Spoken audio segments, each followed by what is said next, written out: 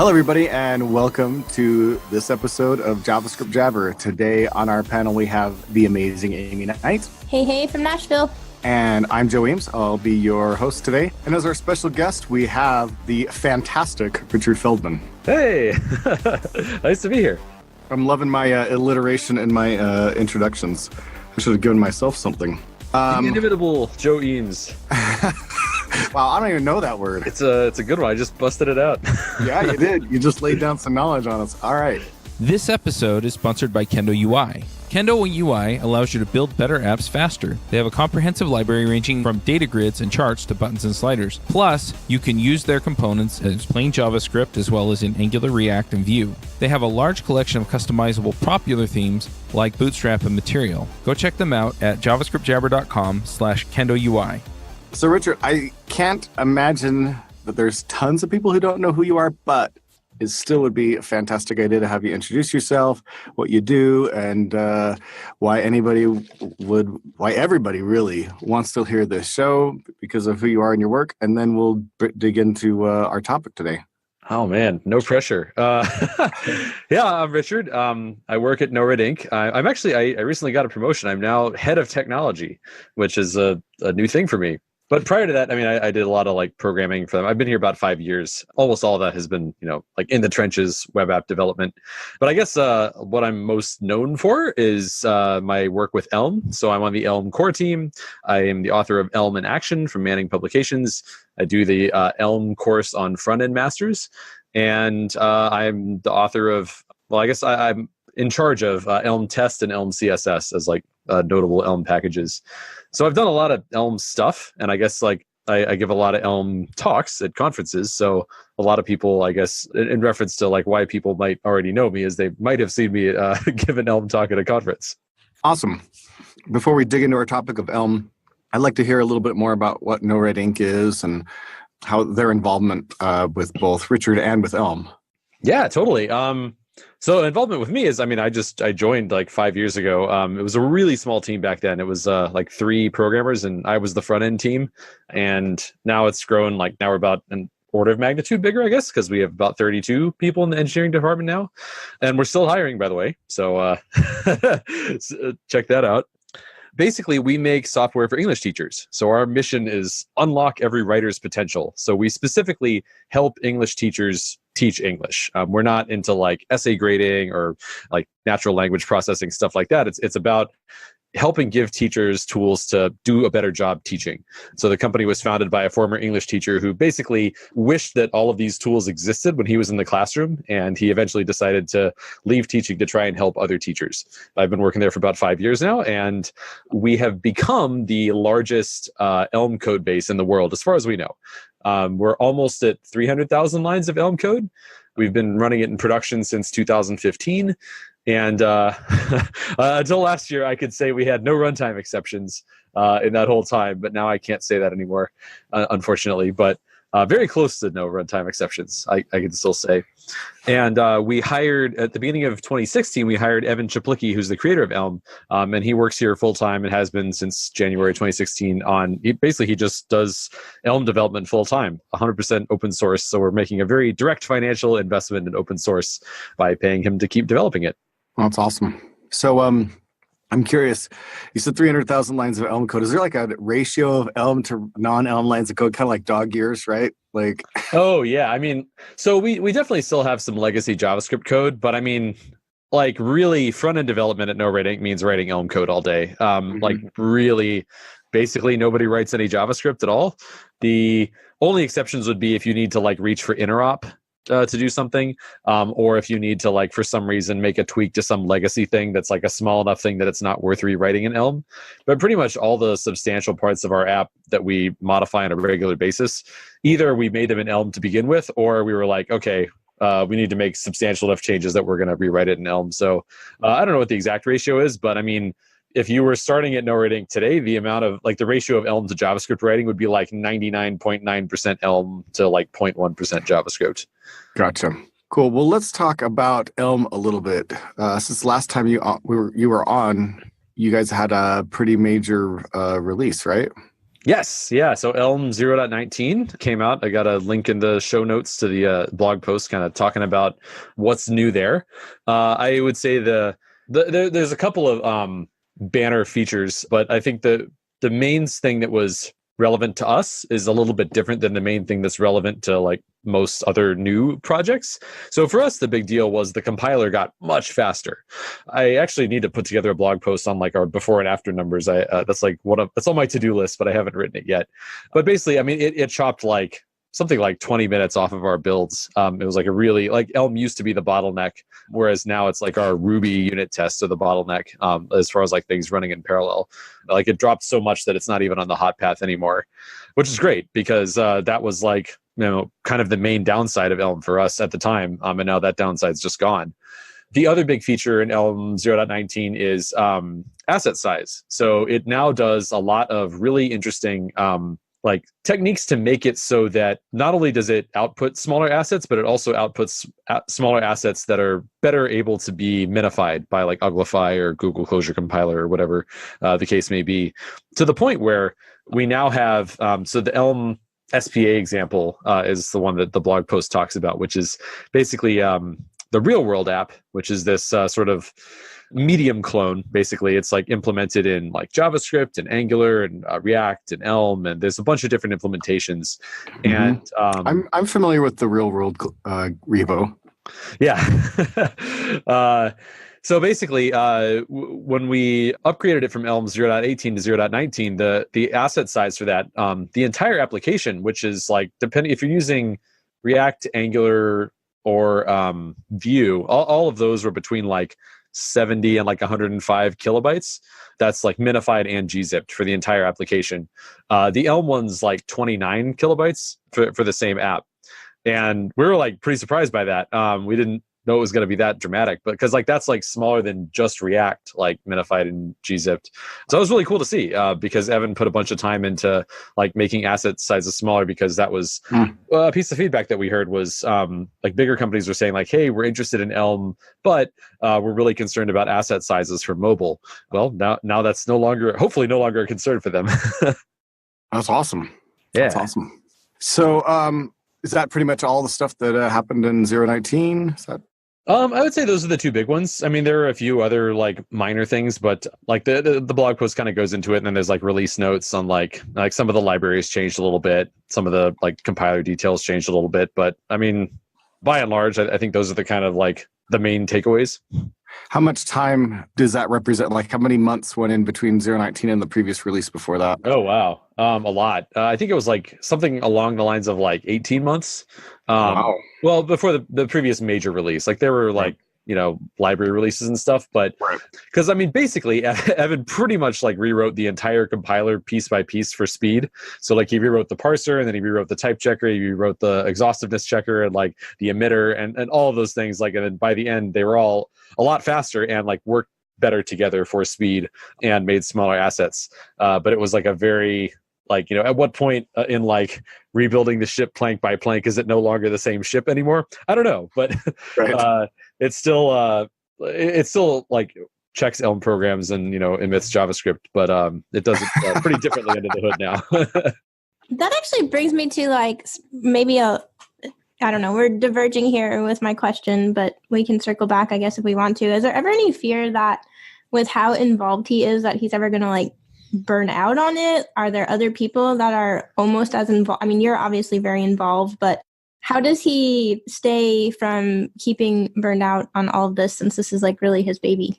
That's a great question. The main thing is that Evan's definitely like the person who works on the compiler. I mean, there have been like other pretty minor contributions, but as far as like overhauling a section, I don't think that's ever been done by anyone but Evan. Yeah. Which kind of makes which makes sense, because it's a really specialized like piece of software and knowledge. It's like, how many people in the world have like professionally maintained a compiler? It's like, okay, that's a very small number of programmers. It's like a very, very niche activity for not a lot of people to have experience in. And then it's like, okay, on top of that, we're talking about like Hindley-Milner type inference as opposed to like subtyping and like classical OO. So, okay, narrow it down even more. Also, the compiler's written in Haskell. So, okay, even smaller. And then eventually it's like, okay, so actually, and then like how many people who are doing all that are like interested in working on a compiled to JavaScript language? And now like the Venn diagram is so small, it's like pretty much. Yeah. So yeah, like because the community, it seems like there's a lot of very diehard people, but has anybody ever like raised that question of what happens if something happens to him or he gets burned out or? All the time. Yeah. I mean, definitely like people, ask about that. So there's like a few answers to that question. So one is that Evan's definitely like the person who works on the compiler, but there's a bunch of us who do other stuff. So like I maintain Elm Tests, which is like the testing solution that everybody uses. Evan doesn't really work on that at all. Same thing with like Elm CSS, which is kind of the big like, compile like CSS and JavaScript. Except I do remember us talking about that a long time ago. Yep. Yeah. So that's going strong still. And that's, also like completely off his plate. And there's like basically other parts of the ecosystem that are really just like Evan's very hands off with.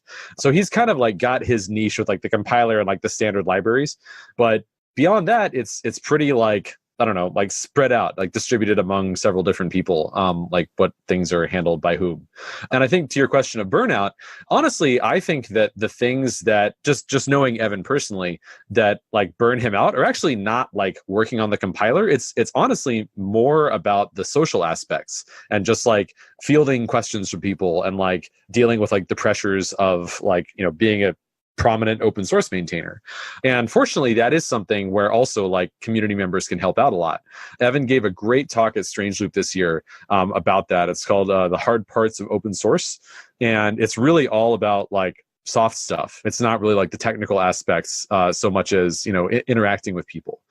And to the extent that like the community gets bigger and the core team gets more solidified and we're able to sort of like talk to people about these things in a way that like, doesn't misrepresent like what Evan's working on, that's at least in part a way to like help like alleviate some of that pressure.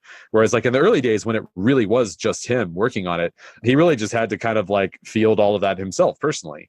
And now we at least have some other techniques to deal with it. But at the end of the day, I mean, and he brings up this topic in the talk, being like kind of like the single point of failure for at least for the compiler. What happens if Evan, decides, what, I want to pack it up and become a bean farmer? Well, at the end of the day, that would be really bad. I mean, that would really hurt the project. There's kind of no escaping that.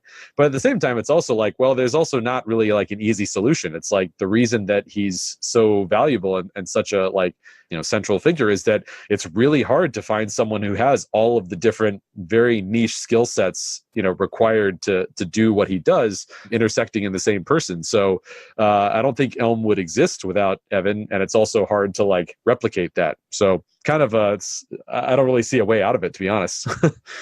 Yeah, it totally makes sense. It's a great question by Aimee. I have a much simpler question. Okay. When will we see Elm go to like 1.0? That is a great question. So our feeling on 1.0 is that basically when you go to 1.0, it means that like enterprise customers can rely on it to like be pretty stable and not have like breaking changes, at least not for like a pretty long cycle. And I think I've heard a lot of people say that they were really frustrated by Angular 1 making breaking changes, like big breaking changes going to Angular 2. And I think that kind of highlighted that like once you set that expectation, it's really hard to take it back. And a lot of people can feel really upset if you do make breaking changes after that or like big ones. And basically our feeling is that we know that there are still more breaking changes to come. And given that that's the case, we don't want to send the wrong message that like Elm is like has reached a point of stability that it just hasn't yet. So although like some people have said, hey, I don't want to use a technology in production that's pre 1.0. I mean, we've been using it for years in production and had an amazing experience with it. So I think it's definitely production ready, but I definitely also don't think that it's stable yet. I think you can expect breaking changes. And I mean, when we first deployed Elm, it was on 0.15. So we've had 4 breaking changes worth of releases. And so far, I mean, from my perspective, they've all been absolutely worth it. But I think it's important that people like know that that's something they can expect is like every, I don't know, year and a half, maybe, they're probably going to have to deal with like a breaking upgrade. And I think it's, important to be upfront about that. Right. Yeah, definitely. So I guess the short answer is, I don't know when there's going to be a 1.0, but our view is that should be a pretty boring release where it's basically like we kind of look around and we're like, hey, it seems like stuff's been pretty stable and we don't really foresee any like breaking changes for a while. So like, okay, let's make that commitment. But at this point, we don't really see like, we know that there are more breaking changes coming, but we don't know when that will not be true anymore, except that it's like not yet. This episode is sponsored by Sentry.io. Recently, I came across a great tool for tracking and monitoring problems in my apps. Then I asked them if they wanted to sponsor the show and allow me to share my experience with you. Sentry provides a terrific interface for keeping track of what's going on with my app. It also tracks releases so I can tell if what I deployed makes things better or worse. They give you full stack traces and as much information as possible about the situation when the error occurred to help you track down the errors. Plus, one thing I love, you can customize the context provided by Sentry. So, if you're looking for specific information about the request, you can provide it. It automatically scrubs passwords and secure information, and you can customize the scrubbing as well. Finally, it has a user feedback system built in that you can use to get information from your users. Oh, and I also love that they support open source to the point where they actually open source Sentry if you want to self-host it. Use the code devchat at Sentry.io to get 2 months free on Sentry's small plan. That's code devchat at Sentry.io. I always love talking about education. So what about people who are interested in checking out Elm? Like, where's the places they should be going and learn Elm? Oh man, what a setup. Okay, so this might be a good opportunity for me to mention that I have some educational materials. So I briefly mentioned at the beginning of the podcast, I'm writing a book, Elm in Action, for Manning Publications. So you can get the first 7 chapters are out. I'm still working on the last 3, but I mean, the first 7 will get you all the way through like everything you need to basically make a web app, except for like single page app stuff and some more advanced stuff, which are the last 3 chapters. Also, I've got front end masters, an introduction to Elm course, and then if you get deep into Elm, there's also an advanced Elm course now that I've done for them. Also, I always like to recommend the guide, like the official Elm guide. It's at guide.elmlang.org. It's really well written. It's all up to date. And I mean, the first chapter of Elm in Action is free, but the whole guide is free. So I always like to recommend that as like kind of the first resource for people to get started with Elm. Gotcha. Your front-end master's course was done a while ago. You just updated it. Do you consider that to be like really the best, quickest intro to Elm? I think the best quick intro is the guide. I mean, the guide is pretty. Like I would say, the advantage of a book like Elm in Action or a workshop like the one I did for Front End Masters is more depth. It's like kind of like slower paced and a little bit more application focused. Like in the guide, it's kind of like. So you're saying the course is slower paced and more application focused? Yeah. So in both the course and in the book, you're basically building up an application over the course of either multiple chapters or multiple sections in the workshop. So in the book, it's basically a photo browsing app, and you like go through and add features to it. And I've ordered it so that as you add each feature, you're like learning a new concept along with that. And it's the same thing in the workshop, except it's actually in the workshop, it's done with the Elm SPA example, like the real world app. Gotcha. All right. Well, what about, you said you did a lot of conference talks, and yes, from what little bit I know, it seems like you're always on the road. Like, how many talks did you give last year? I want to say it was 10, which for me is a lot, but yeah. Well, I mean, but I'm like friends with Sarah Drasner, who did like 40 or something. I mean, she's a machine. Yeah, that is her job, or part of her job. That's true. Yeah. Right. So that's amazing. One of many ways in which I cannot hold a candle to Sarah Drasner, but definitely for me, 10 is a lot. I've already got a bunch lined up for next year because there's going to be 4 Elm conferences next year, which is a new high. So it's going to be the 4th year of ElmConf US, the 3rd Elm Europe in Paris, the 2nd Oslo Elm Day in Norway, and then the 1st Elm in the Spring in Chicago. So that'll be exciting. I haven't been back to Chicago in many years, so looking forward to some deep dish pizza and Elm. Do you know the theme of any of these conferences? Because I feel like that would be interesting to kind of see where the community is headed. That's a great question. I don't think any of them have a particular theme other than Elm. So with the exception of Elm Europe, so Elm Europe has always been a 2-day conference, and all the others are 1 day, like single track. Actually, that might not be true. One of them might be 2 tracks. I forget. But basically, they're all just like a variety of Elm topics. None of them are really focused on like a sub thing within Elm. One of the things I've heard is a common theme among Elm conference organizers is they like to focus on talks that basically are too Elm specific to fit in at any general front end conference, because otherwise those talks would just not really have a good place to be given. I think at least right now that's enough of a filter that they end up with like a nice variety of content. And I don't know if like focusing them more than that is something that the organizers are looking for yet. But I don't know, maybe in the next few years, we'll see that happen. Awesome. That brings me maybe to even another question. Yeah. So I feel like certain communities are a little bit more diverse, like beginner friendly or that type of thing. Like, I know in asking you this question, it might be skewed a little bit because you have like so many positive things to say, but in like your honest opinion, I mean, I do feel like the community is somewhat beginner friendly, but what are your thoughts on like how diverse it is? Like, what's the diversity of the speakers there? And I'm not just talking about gender. I'm talking about like, where are people from? And is that something that you think the community might still need improvement on? Definitely. I absolutely think that's like a thing that the community could use improvement on, and in kind of like multiple ways that you mentioned. So like I know that like definitely the majority of speakers at Elm conferences historically have been male. I also know that definitely like among backgrounds, it's almost all web developers, like web application developers. There's a small minority of people using Elm for games, and an even smaller minority of people using Elm for pretty much anything else. So like I know there was one guy gave a talk, he's like a retired math professor who gave a talk about using Elm for LaTeX, for like doing like mathematical diagrams and stuff. But I think that's like the one non-game, I guess there was one robotics talk actually using Elm to control robots at ElmConf US last year. But like other than that, I mean, they're really few and far between. It's almost all like web app developers. So as far as like that background, as far as gender background, I think it's like more homogenous than it could be. One thing that Evan's been talking about recently is like trying to engage more with people who are doing data visualization, like for science or for just like data for businesses, people who are like not interested necessarily in building a web app, but just more in like, I have a bunch of data, I'm trying to make like a nice interface for exploring that data and learning things from that data and presenting that data to people. And like Elm has some awesome libraries for that, but it's not really something where like there's much community involvement yet. There aren't, I don't think among people who like, for example, use R on the back end, I don't think there's much like knowledge of like Elm as a possible other thing they could be using for data viz.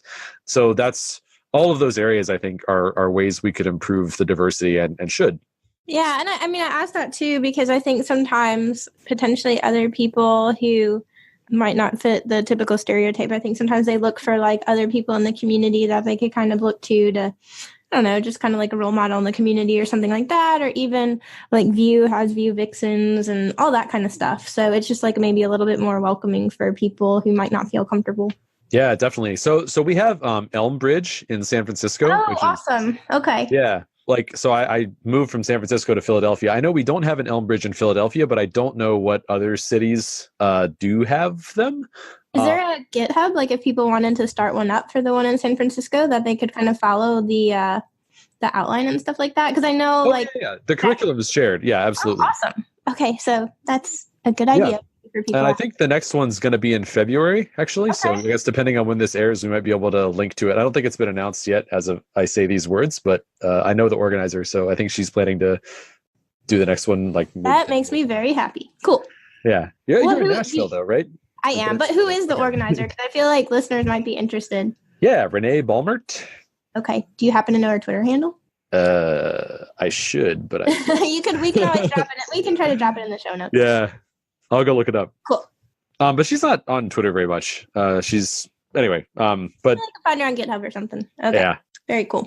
So this is not a leading question in any way, shape, or form, but going back to conferences, besides the Elm conferences, did you have a favorite conference you attended last year? Oh, wow. Oh. Okay, so... That was not a leading question at all, just purely active random Okay, question. so So this is like, I'm going to give the answer that you want, but actually maybe not for the reason that like most people would. So Framework Summit was an awesome conference, which Joe organized. So heads for the leading question jokes. Now, what was awesome about the conference for me though, and this is just like totally unfair because no other conference did this, was there was a creators day where basically on the workshop day of the conference, so we had people there from like core teams of several different projects, so React, Angular, Vue, Ember, Elm, and we all just got together in a room all day and just talked about stuff that like affected all of us.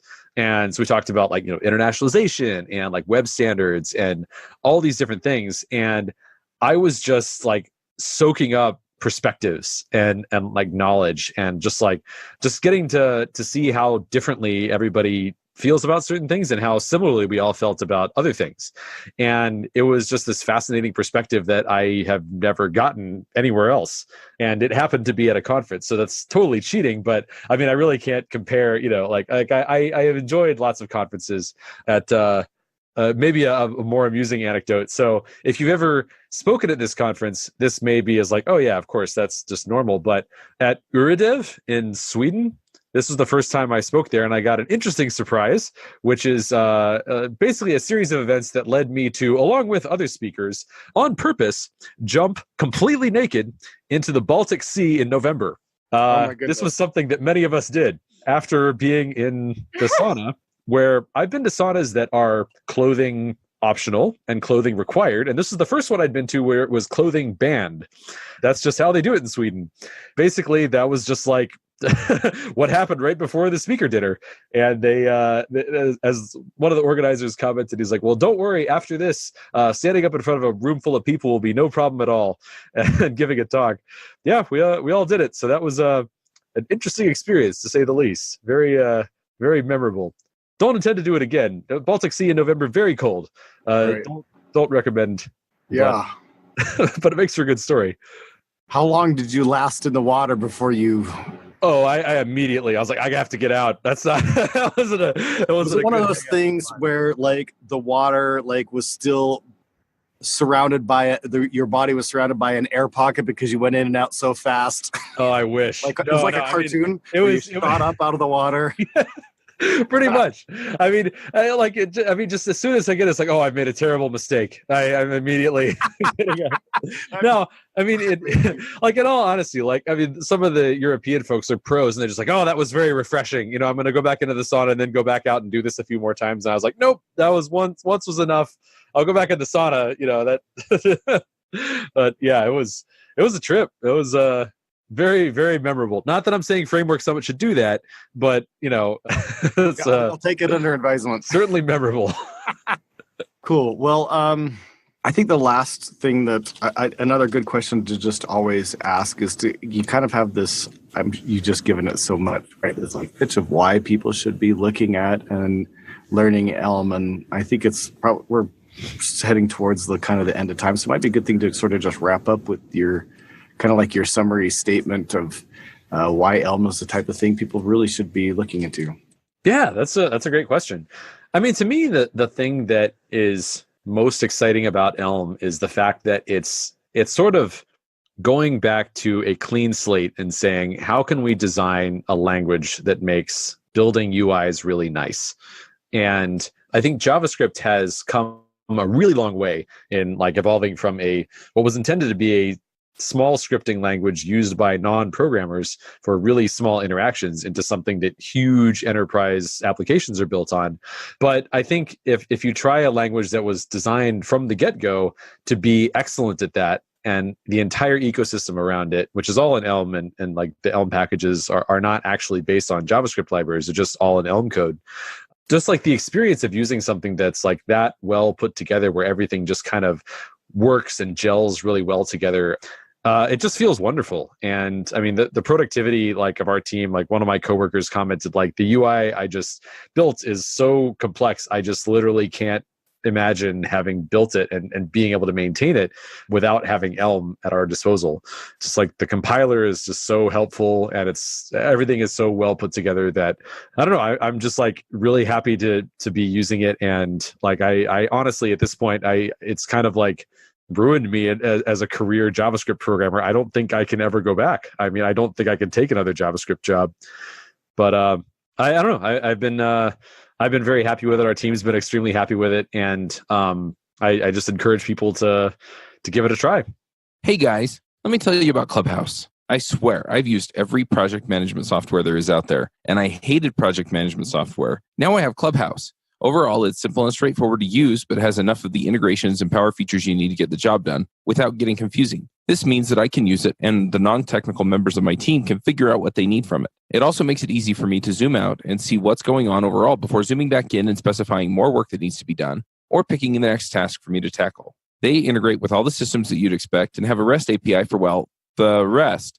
If you go to https:/clubhouse.io/JSJabber, you can get 2 months free instead of the standard 14-day trial for any team size. Once again, that's https:/clubhouse.io/JSJabber. Okay. Well, Sweet. shall we move over into picks? That's good for me. Sounds You got a good. headache. Okay. Aimee, you want to go first? So my pick is going to be not technical this week, but I read it on Hacker News earlier, and I don't know if it's just like the state of where I am in life right now, but I really, really, really enjoyed reading this. And it's just called Most Lives Are Lived by Default. So it really just kind of talks about like how our lives just kind of fall into like these default traps. And in order to really shift our lives in a different direction, it's going to require a pretty significant change, whether that change be for the good or for worse. You just don't know until you take that chance. So whether it be like moving to a new neighborhood or getting a new job or moving like, across the country or to a different country, it's all these things where, people, it's like the article said, people are just kind of living by default. And usually people kind of feel like, I think he like polled some people or something, people are kind of feeling like they're missing something. And that feeling persists because people don't usually have, whether it be the resources or what, but people just don't usually step outside of their comfort zone and take these chances to make things for the better. And like he also talks about people that he polled where, he asked them like, what's the best thing that has ever happened in your life? And normally those types of things are like a big shift in someone's life, like a big decision that they made. So for me, I don't know, this year I'm just really looking at the state of my life and the direction I want to take things and really having to like dig deep and make some hard decisions about stuff. So yeah, I really like this post and it really had me thinking for a while. Awesome. Is that everything? Yep, that's it for me. I'm going to have only one pick today, which I usually try to do 2 or 3, but it's because I have an incredibly huge announcement to make. And Aimee and Richard get to be basically the first people to hear it. Yep. Is it good or bad? It's very good. Okay. Very good. Wow. The project I've been working on for the last year finally came to fruition just a couple of weeks ago. And I purchased Thinkster.io and took it over from the StackBlitz guys, Eric and Albert, who started StackBlitz. And so I'm going to be running an Thinkster.io, which is an online programming training website. Wow. Awesome. Yeah. Congratulations. Yeah. It's really cool. And it's also the owner of the Real World repo. Yep. Talk about. I realized Wow, huge coincidence. It may have sounded bad when I said, well, I'm familiar with that, but because there's no context there. So that's the context. Oh, I guess so. Right. Yeah. So I'm really excited because the website's kind of like been sitting around for like last year and a half. And so I'm going to be putting up not only just my content, but tons and tons of other content from other authors. And I'm really excited to not only just put up content, but actually we're going to be doing something different that hasn't really been seen in the online web education space before. So yeah, I'm really excited. But that's my big outside pick is Thinkster.io. By the time this comes out, which I can't remember how long the delay is on this episode, but we actually should start having new content out by the time this gets released, or pretty darn close. So yeah, go check it out. And that's my pick. Richard, you are up. All right. So I've got 3. One is the keynote that I gave at Framework Summit. So I got a link to that in the show notes. Basically, talked about sort of the most recent developments in the Elm community, and as of end of 2018. Second pick is the Nyx Package Manager. So this is something we've started using at work. It's really cool. So it's kind of like, one way of thinking of it is sort of like homebrew, but cross-platform. The really cool part about it is that its dependencies are all sort of fixed and declarative. So we basically say, hey, here's the setup we want. And whenever somebody changes the version of like our database or of any like command line tools that we use for our project, basically like when I pull that out of Git, we just have a little like hook that automatically updates it to the latest Nyx thing, and Nyx just takes care of like making me have the right version of that tool. So we haven't like kind of completely rolled it out for all of our tools yet, but the ones that are using it, it's been really great. So highly recommend that. Check it out. It's pretty nice stuff. And the third one is this book, A Philosophy of Software Design by John Ousterhout. Hopefully I'm pronouncing that correctly. And it's really interesting. It's this book basically from a researcher or professor, but he's basically like done like some investigations into like different like software teams and things like that, and kind of come up with this philosophy of like sort of like good software engineering practices that are sort of applicable across paradigms and across languages and across like all sorts of different domains that have to do with things like the interface to implementation ratio and things like that. And he talks about like here are some like when we gave students this like exercise to build this thing, here are some common like mistakes they made or ways that their code could have been better than other solutions. And it's really interesting stuff. And I found myself doing a lot of like, oh yeah, that is a pattern I've noticed that really applies across different technologies I've used. And it's pretty rare for me to have that experience. Usually if I read a book that's like that high level, I've found like, oh, this seems like kind of too specific, or maybe it's like, oh, this is only for Java stuff. But this is one of the first books I've read where I was like, yeah, I think this is like pretty broadly applicable, and I think it's right. So that's a rare thing, and I'm happy to shout it out. That's cool. Awesome. Well, thanks again, Richard, for taking your time coming on the show, and thanks for all the time and effort you spend contributing to the community as a whole and at large. On behalf of not just myself, but obviously all the listeners, thanks for entertaining us as well. And one final thing I wanted to point out for all the poor listeners who don't get to actually see this amazing picture of Richard sitting in his closet, but he looks pretty dapper there. And the acoustics are phenomenal. Yeah, they're great. So that's been fun. Anyway, thanks again for being on the show, and it looks like we hopefully have you on again soon. Yeah, thanks for having me. This is fun. Yeah, yep. Thanks, Aimee. We'll see everybody. Well, we won't see everybody, but we'll hear you again in a week. Take care. Bye. Take care. Bandwidth for this segment is provided by CacheFly, the world's fastest CDN. Deliver your content fast with CacheFly. Visit CacheFly.com to learn more.